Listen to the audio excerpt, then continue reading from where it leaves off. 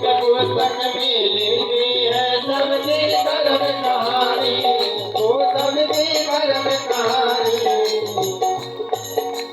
बड़े बड़े वो टमाटर का सही हिसाब लगाता मेरे दादा के दरबार में, सब लोगों का दादा मेरे दादा के दरबार में, सब लोगों का दादा।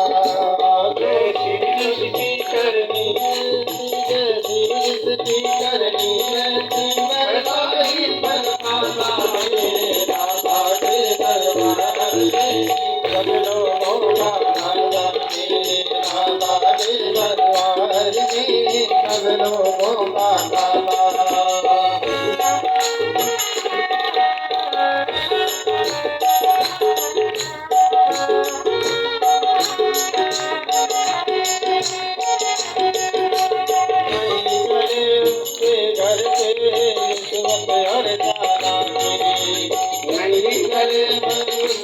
घर में रिश्वत और चालाकी नहीं चले, उसके घर में रिश्वत और चालाकी।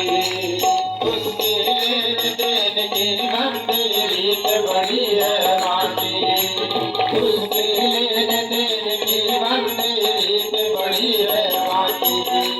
पुण्य का बेड़ा पार करे वो,